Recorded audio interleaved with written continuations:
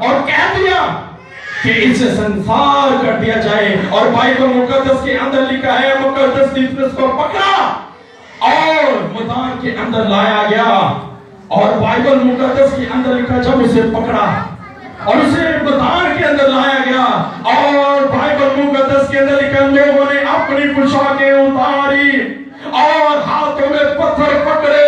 اور خداوند یسوع مسیح کے پیارے شاگرد ہم دیکھتے ہیں اسطیفنس کے کبھی سر کے اوپر پتھر مارے ہیں, کبھی اس کے منہ کے اوپر پتھر مارے ہیں, کبھی اس کے گھٹنوں پر پتھر مارے ہیں. اور ہم دیکھتے ہیں بائبل مقدس کے اندر مقدس اسطیفنس جو ہے وہ زخموں کی تاب نہ لاتے ہوئے زمین پر گر گئے اور آسمان کی طرف دیکھتے ہیں اور کہتے ہیں کہ میں آسمان کو کھلا ہوا اور خداوند یسوع مسیح کو خدا باپ کی دائیں طرف بیٹھے ہوئے دیکھتا ہے جو میری روح کو لینے آ رہا, تو مجھے معاف دو, جو میری روح کو لینے آ رہا مجھے معاف دو.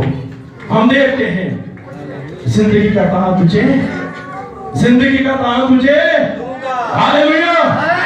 ہم دیکھتے ہیں اسی طرح بائبل مقدس کے اندر مقدس مرکز کو پکڑا گیا. مقدس مرکز کو بائبل مقدس کے اندر لکھا ایک بڑے موم نے, ایک بڑے گروپ نے اسے رسیوں سے پکڑا اور گلیوں کے اندر گھسیٹنا شروع کیا. جب انہیں گلیوں کے اندر گھسیٹنا شروع کیا تو ایک چھوڑتا دوسرا پکڑتا, دوسرا چھوڑتا تیسرا پکڑتا, تیسرا چھوڑتا چوتھا پکڑتا. اور یہی کہتے کہ یہ کافر ہے, یہی کہتے یہ مشرک ہے, اور یہی کہتے یہ کافر ہے. اس نے یہ جو ہے یہ کافر ہے.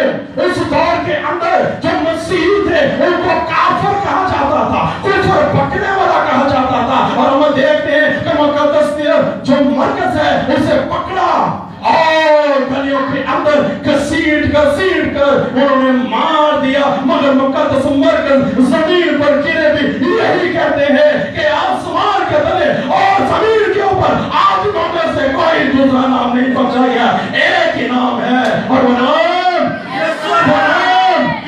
یسوع نام ہے. مقدس لوکا کو پھانسی دے دی گئی.